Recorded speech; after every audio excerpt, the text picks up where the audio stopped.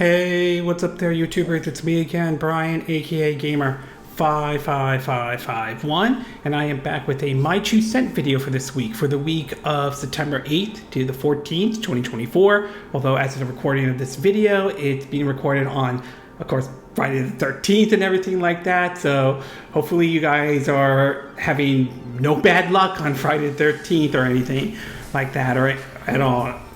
Excuse me.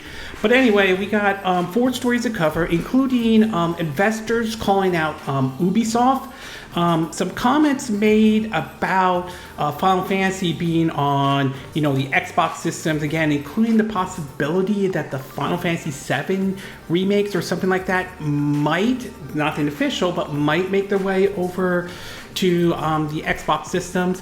Sony officially revealed the PS5 Pro.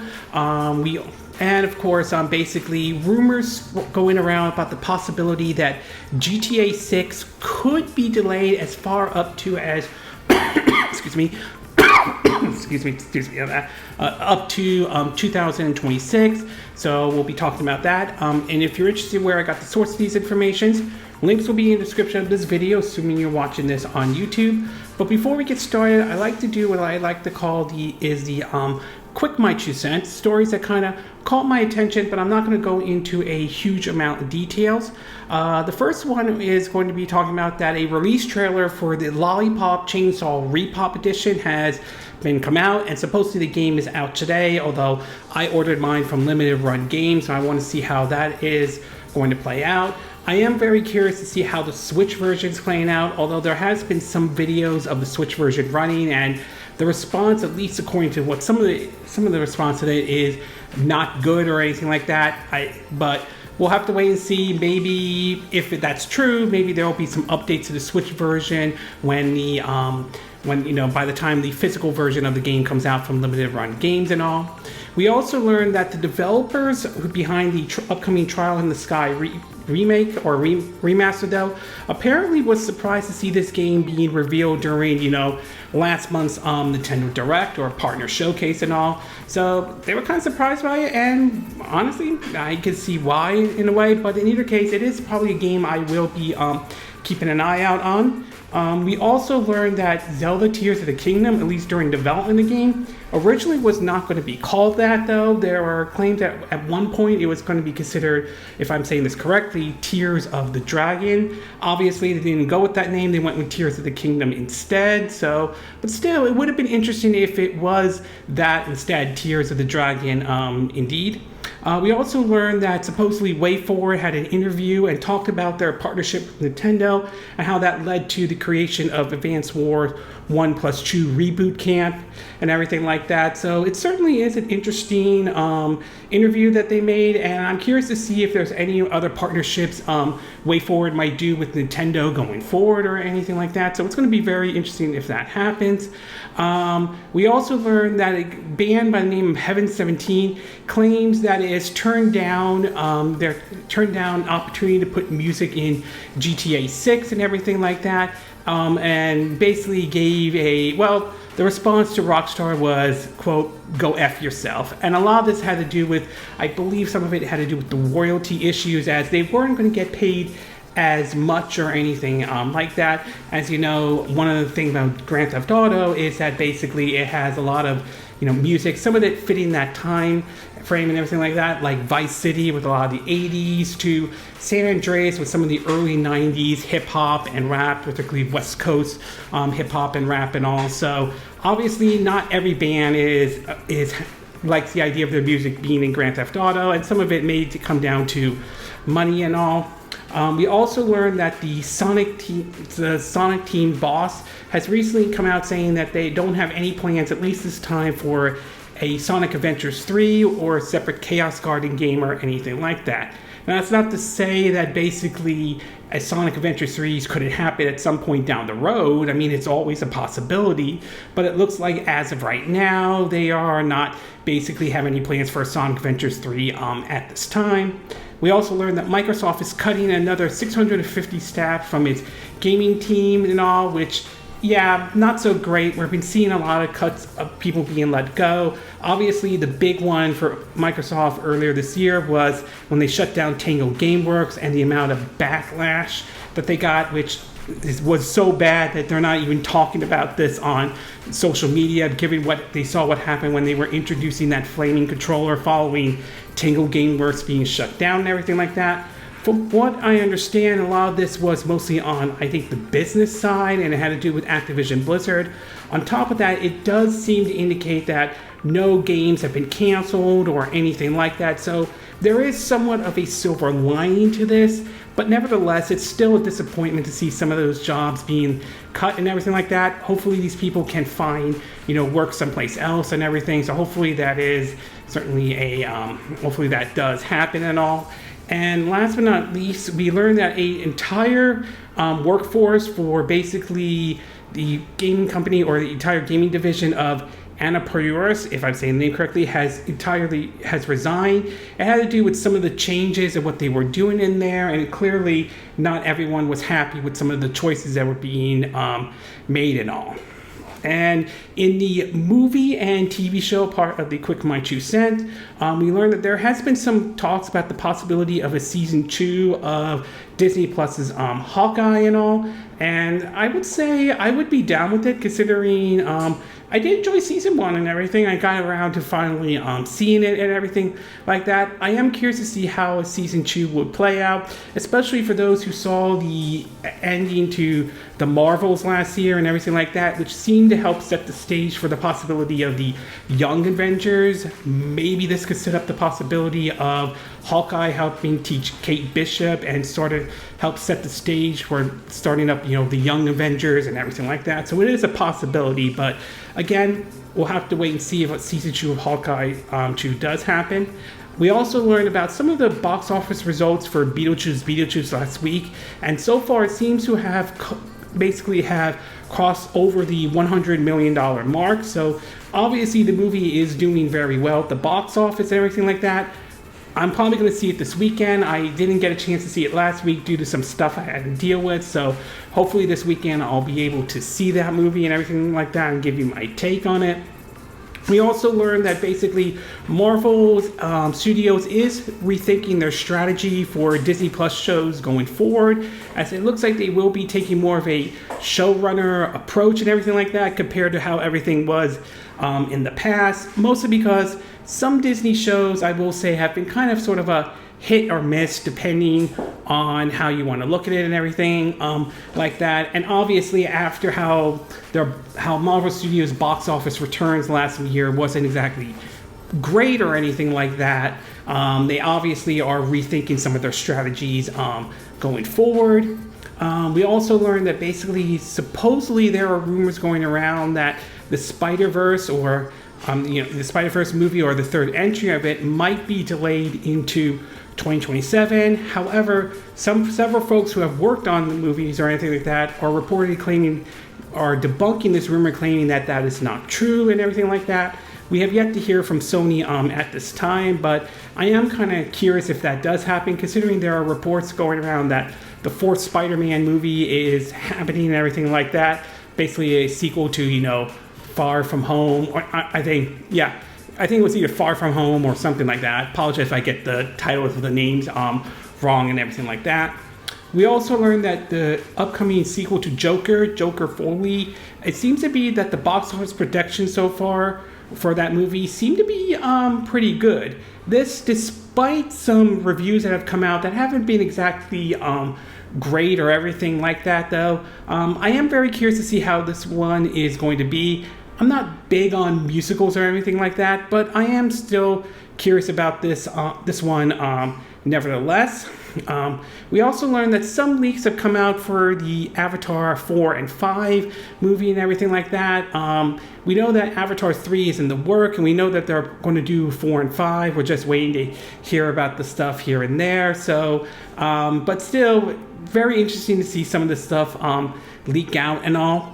And last but not least, and this one's kind of in the sad news and everything like that, is that the late actor James Earl Jones has unfortunately passed away. He was basically 93 years old. He's basically starred in several movies and everything like that. But most of us might remember him from starring in movies like Coming to America, to voicing, I think it was Mufasa from the animated, the Lion King movie, to, of course, him in being, in Field of Dreams with Kevin Costner, to voicing, of course, the iconic Darth Vader from the Star Wars movies and everything like that, though. So very unfortunate to see a legend pass away. And my heart goes out to his friends, his family, and those who were fan of his work and everything like that. Okay, with the quick My 2 cent part now done, along with the movie and TV show part of our My 2 cent video, we'll get started with our first story, and this one has to do with GTA 6 and the possibility of a delay and everything like that. Now, sometime, I think it was last year to be exact though, Rockstar started to reveal the first least footage of, at the very least, if you want to call it that, of GTA 6, the long-awaited sequel to GTA 5, which even today continues to sell like hotcakes, although I do wonder if a lot of that has to do with GTA Online and everything like that. And I'm pretty sure a lot of people are looking forward to playing that title, and while I certainly am to some degree, I do have some concerns about that title, especially in an age of, loot boxes, microtransaction, and quality of the titles, the whole ship it, broke it now, and patch it later kind of attitude. So there's some concerns I have about GTA 6, but I'm going to stop short and say I'm going to write the game off entirely and everything like that. I still would like to see actually some actual gameplay whenever we get a chance of that game. Well, recently there has been some talks about the possibility that this game may not make it into like the 2025 release date or anything like that, and that it's possible it could be delayed into 2026. In an article from Insider Gaming, here's what they have to say. Quote, "The latest GTA 6 rumors originated from this X user who claimed the platform that GTA 6 has initially been delayed with 2026, with the information coming from multiple developers across 2 studios. As of the time of writing, no one with a reliable track record has collaborated with this person's claim, which is somewhat unusual considering the magnitude of GTA 6 and how big of a story of a delay it would be. What practically is confusing about the original claim is the user has sourced multiple developers, which makes the lack of public collaboration from reliable sources confusing. After all, such a big story with multiple developers reaching out to one person usually suggests that they're reaching out to more people, or at the very least, a different developer at the studio has reached out to someone else and trying to get the information leak. But that seemingly doesn't seem to be the case for the moment. Jason Schreier has already pointed out in it, at least, that there's currently no delay. He wrote on Twitter, way too many people interpret this as Jason said there's no delay, when all I said, I never said anything about it, commenting on it, but with how people work, Schreier and any other reporter cannot flat out say there's currently no delay, as it can easily change, especially when we're still a good 14 to 15 months away from its potentially internal release, its intended release date, though. In terms of an update, he posted an update what he talked about in terms of the possible delay, but this is what he had to say. Quote, "The internet and my DM blew up this weekend." He talked blew up this weekend over a rumor that GTA 6 is delayed. Good news is that 6 Rockstar employees all told me they have not heard any delay. Bad news, it's a big, ambitious game and could very well slip. Too much time left to say anything definitive. Now, like with any rumor, I would take this with a grain of salt, and given Jason Schreier's track record, I would say do have to believe him to a certain degree, though. I do think that so far we haven't really heard anything from Rockstar at this time that a delay is going to happen or anything like that. Now, having said that, though, do I think there is a possibility GTA 6 could be delayed? There is a possibility, to be exact, though, and I cannot deny that there is always that possibility excuse me, that this game could be delayed into 2026. There is always a possibility that that can happen, to be exact though. But I will say it's too early to tell at this time if this game is going to be delayed into 2026. We'll have to see how 2025 plays out, and we'll have to see once Rockstar maybe talks more about GTA 6 to maybe getting a good concrete release date and everything like that. So for now, I'm taking this one with a grain of salt, and I'm kind of leaning towards what Jason Schreier is saying, is that I'm not really sure there's any delay out there despite what rumors are claiming, but you never know at all. So overall, I would say I think most likely this rumor is false, but I would also caution that it's certainly by no means out of the realm of possibility that a delay could technically happen. And if GTA 6 is delayed, how long of the delay is that we may have to wait for this game, that, however, remains to be seen at this time.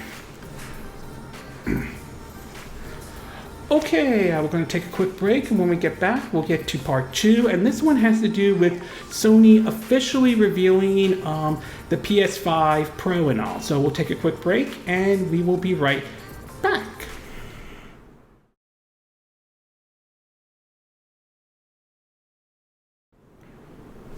Okay, and we are back with part 2 of my 2 cent video, and for this one we're going to be taking a look at Sony officially announcing the PS5 Pro. Now, if there's one thing this generation we kind of have seen with the consoles, the Xbox Series X and S and the PS5, is that this generation has been, for many, it's kind of been mixed at best, though. There have been issues, like games costing more to develop, and with a lot of games waiting a bit more to develop some of these games and everything, to the systems getting off to a sort of a rough start, especially with supply and demand. A lot of that due with, COVID and everything like that, though.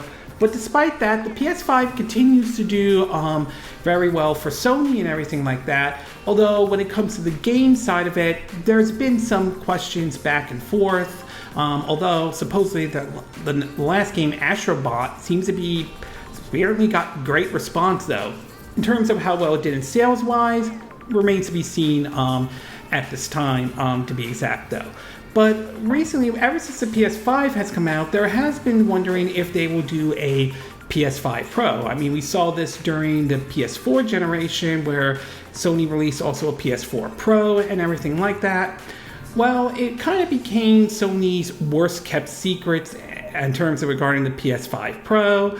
I mean, we've seen the PS5 get a redesign with now an attachable disk drive and everything like that. And now, excuse me, this week Sony officially revealed the PS5 Pro to everyone out there. And at least according to Sony's blog, in terms of what we could expect from the PS5 Pro, we are looking at basically a upgraded CPU. They're basically saying with the PS5 Pro, we are upgrading to a GPU that has 67% more compute units than the current PS5 console and 28% faster memory. Overall, this enables up to 45% faster rendering for gameplay, making it experience much smoother. They're also shouting advanced ray tracing. We've added even more powerful ray tracing that provides more dynamic reflection and reflection of light.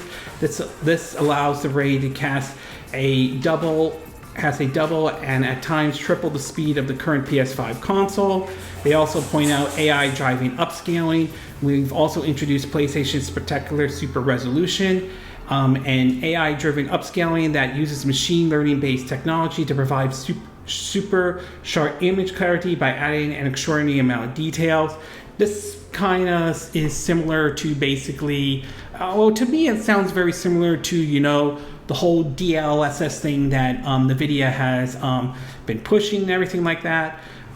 They do point out that basically the PS5 Pro Game Boost, which will apply to more than 8,500 backwards compatible PS4 games playable on the PS5 Pro. This feature may stabilize or improve the performance of supported PS4 and PS5 games, though. Enhanced image quality for PS4 games, also available to improve the resolution on selected PS4 games, though. They also talked about it will launch with the latest wireless technology, Wi-Fi 7, in territories and everything like that. In terms of price point, though, right now we are looking at here in the US is $69.99, $699.99. Essentially, we're looking at a $700 price tag for this system. They also posted an update letting people know that pre-order on September 26, 2024. Pre-orders will be available directly from the PlayStation at directplaystation.com and at participating retailers in territories where directplaystation.com isn't available. And then on October 10th, 2024, pre-orders will be available at all other participating retailers and all. Now, after the official review of after the official reveal of it, though, let's just say the likes and dislike ratio isn't that great, at least on if you go to YouTube and everything like that. According to basically on YouTube, you had 62K likes, but 271 dislikes and all. And some of the comments we've heard is like $700 is crazy. $700, no disk drive, no stands, incredible. Though the disk drive is attachable to the system. They're basically some people are saying, remember when they said the PS5 could do 120 frames per second? This guy brought up, guys, your studio just wasted $200 million on Concord. You're not in a position to ask for $700 for a console without a stand, and everything like that. In other words, though, it does seem to indicate not everybody is a fan of this announcement and everything like that. And to me, I'm not really sure I'm going all out and buying a PS5 Pro. I didn't buy a PS4 Pro, so I don't see myself rushing out buying a PS5 Pro or anything like that. As for whether this system will do well or not, that kind of remains to be seen. I will say Sony, at least with some of their peripherals, or at least some of their systems for the PlayStation family, I would say it's been kind of mixed this generation. While I certainly have my questions about this device, though. The PlayStation Portal seems to have done very well for Sony. However, the PlayStation VR 2, on the other hand, didn't seem to do as well as I think maybe Sony had hoped for, to be exact. So it remains to be seen how this one is going to do and all, although some analysts still think it's going to do very well. So maybe this is just a vocal minority here, but who on the internet speaking out against the system. But you never know. I think what we're going to do is have to wait and see how many people are willing to spend that much money, around $700 for this system, and we'll see how well this system does or not, though. So overall, I would say the PS5 Pro is probably Sony's worst kept secret. I'm not in a hurry to really get this system and everything like that. I'm not saying there are those who might be interested in picking this one up, but I'm certainly am not one of those folks, though. And I will admit the $700 price tag is going to be a hard pill to swallow for some folks out there. So, and we'll see, and we'll have to wait and see whether or not that will have an impact on sales of the system or not,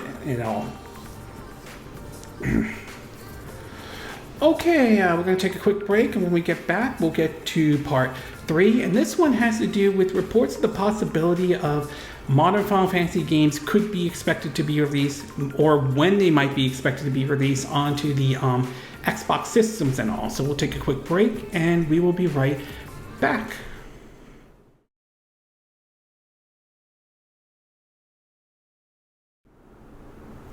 Okay, and we are back with part 3 of my Two Cent video for this week. And for this one, we're going to be taking a look at the Final Fantasy series, basically, possibly, or more of some of the entries coming to the Xbox system and all.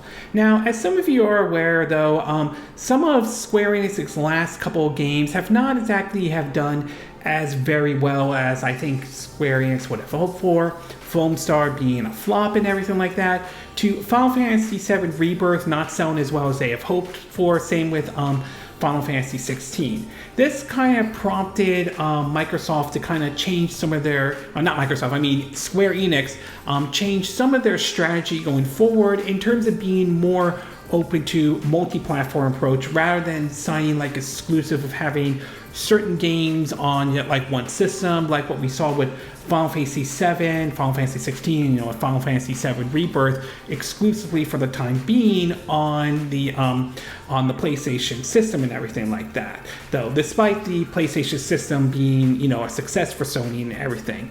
Well, recently there has been some discussions ever since that multi-platform idea came out of whether or not the possibility that something like a Final Fantasy 7 remake could make its way to the Xbox, to even some thinking about the Switch, possibly the Switch 2 and all. Well, recently, several posts from like Jeff or one of the several leakers or some folks who have heard this are hearing stories about the possibility that some of Square Enix's game might be making its way over to the Xbox system. We already have the Final Fantasy 14, but possibly Final Fantasy Pixel Remastered, to even the possibility of the Final Fantasy 7 remake might be making its way over though.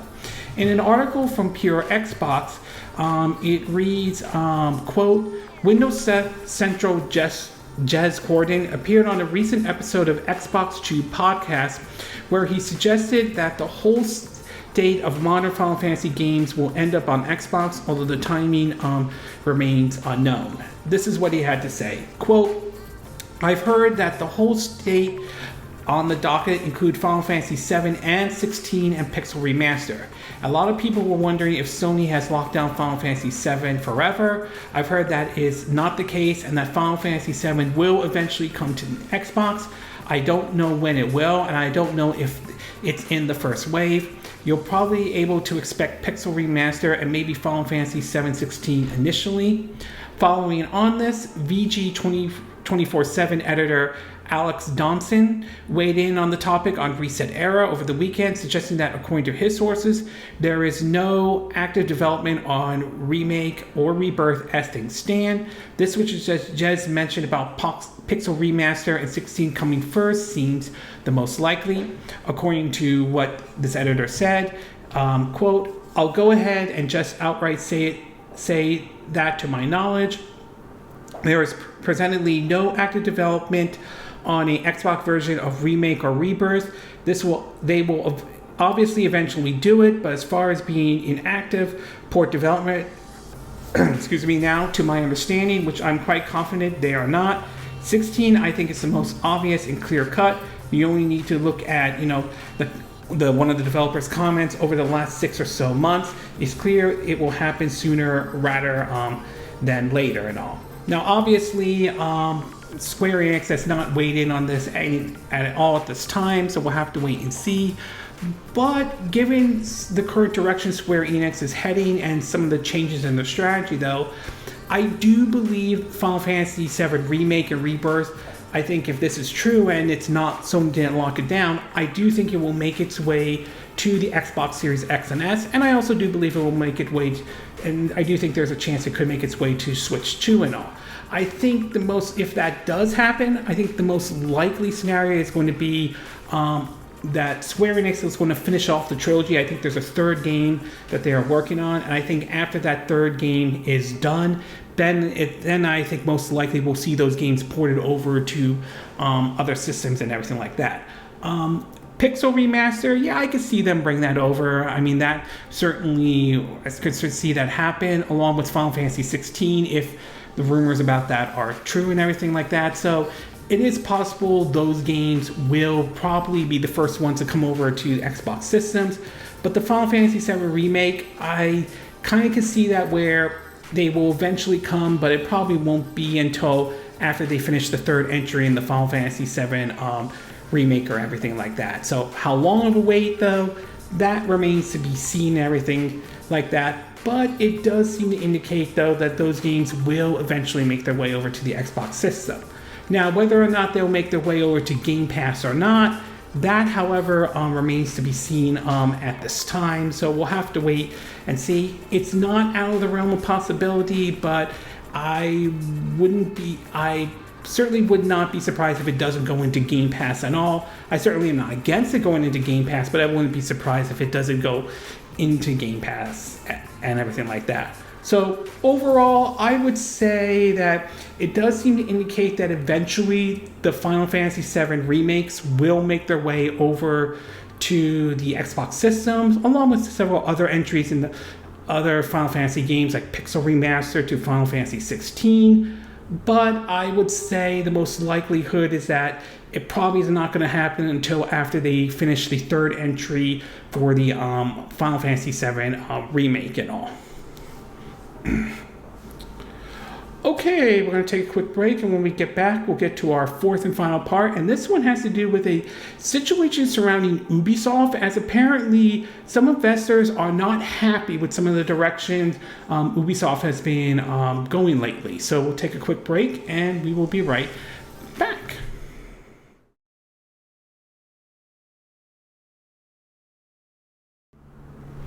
Okay, and we are back with our fourth and final part of our My 2 Cent video, and for this one, we're going to be taking a look at the situation surrounding Ubisoft and everything like that, particularly with some of the investors and everything like that. Now, Ubisoft, like some other companies out there, like EA and of course, Activision Blizzard and all, these are the kind of companies I feel like people love to hate on, though, and for definitely good reasons or bad reasons, depending on how you look at it, though. Ubisoft, I feel there are times that Ubisoft can make good games. The Mario plus Rabbids series is a good example. South Park, Stick of Truth, and Fractured But Whole and everything like that. The Prince of Persia games, some of those are pretty good and everything like that. But at the same time, Ubisoft has also been known to be pushing their luck on certain things, ranging from DRMs to even, making every game they do is open world, which not every game needs to be like that, to their obsession with, monetization and all. So Ubisoft, unfortunately, can make good games, but sometimes they can also make some pretty bad decisions and everything like that. And to be fair, they're not the only company.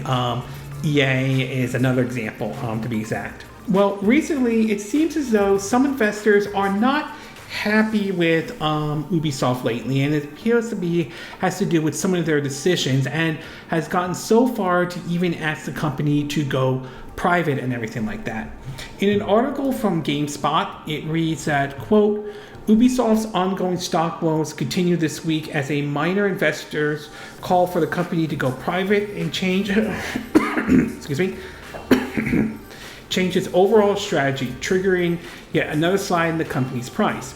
In a public letter to management, the Slovakia-based hedge fund AJ Investment expressed deep dissatisfaction with Ubisoft's performance and strategic decision. The letter cites recent quarterly results as disappointing due to the delay in games in Noble series like Rainbow Six Siege and The Division, as well as lower revenue outlook for second quarter 2024. According to the Wall Street Journal, AJ Investment owns less than 1% of Ubisoft's overall stock. The letter further calls for Ubisoft to go private or to allow itself to be sold to strategic investors. Ubisoft stock has slid in recent weeks due to various factors, including Star Wars Outlaw reportedly not meeting sales expectation and dwindling player count in the would-be Call of Duty competitor XDefiant. The company's next major release will come on November 15th with Assassin's Creed Shadow, a highly anticipated entry in the series that fans have wanted for years. Ubisoft has remained stubbornly independent and public, as many other game companies of its size have been purchased by even larger players in the industry, most notably Activision. Tencent did buy a minority stake in the company in 2022, but has no board seats. So very interesting to hear about this investment, this hedge fund group writing a letter for this out, although seeing the fact that they own less than 1%, I don't know if they have a lot of sway or everything like that, but yeah, Ubisoft really not in the best position, especially hearing about what's been going on with Star Wars Outlaw lately, although I have yet to play the game and everything like that. We've seen this before in the past. I think Ubisoft avoided what was a hostile takeover a couple of years ago and managed to come out, still remaining independent and everything like that. But in an age where we're seeing a lot of these companies get bought out and everything like that, you do have to wonder how long until, EA gets bought out. Ubisoft gets bought out. And no, is it possible that could happen given where things are right now with Ubisoft? It's not out of the realm of possibility, but I would stop short in saying that it's officially going to happen and everything like that. So we'll have to wait and see if Ubisoft, if they will take this person's advice or this hedge fund group's advice or not. I'm not 100% sure they will or anything like that, but if things go pretty bad for Ubisoft eventually down the road and their stock continues to slip, it's possible we might see a hostile takeover, but time will ultimately tell if that will truly happen or not. So overall, definitely not a good week for Ubisoft, though. It remains to be seen if their upcoming game, Assassin's Creed Shadow, will help, do well and everything like that. We already know the controversy surrounding that game recently and everything. Okay, this concludes this My 2 Cent video for this week. And again, these are my opinion. What are yours? What are your thoughts about the possibility of GTA 6 or Grand Theft Auto 6 being delayed possibly into 2026? Despite this being a rumor and everything like that, do you think we might see a delay for Grand Theft Auto 6? And if so, do you think we might see a delay into 2026 or maybe sometime later in 2025? Or do you don't think that a delay will not happen at all? What are your thoughts about the announcement of the PS5 Pro? Are you looking forward to picking up the system and everything like that? Or do you think it's not worth the money, not worth the price tag, especially being at $700 and all? What are your thoughts about some of the comments about, the Final Fantasy games or the modern Final Fantasy games making their way over to the Xbox system? Are you looking forward to if those games come to the Xbox system? Do you think Final Fantasy VII Remake will eventually make its way over to the Xbox system? And if so, do you think it will be soon? Or do you expect it will probably happen maybe after the third entry in the Final Fantasy VII Remake trilogy happens and all? And what are your thoughts about basically this investor being angry at Ubisoft? Do you think this investment firm has a point to what's going on with Ubisoft lately? Or do you think this is being blown way out of proportion and all? Do you agree with what I said in this video? Do you disagree? Do you have a difference of opinion? As always, sound off in the comment section below. Let me know what you think. And if you do like this video, I hope you hit the like button. I would appreciate it. And I hope you do subscribe to my YouTube channel. If you do, make sure you hit the bell icon for notifications of any new videos I put up. Also, feel free to share this video if you want to, and feel free to donate to my channel if you like. You could do it through PayPal Me or Patreon or Steam Labs. Links will be in the description of this video, assuming you're watching this on YouTube. And I will see you again next time when I do another video. Hopefully that'll be soon. Until then, from Southern California, I wish you all a good day then. Bye!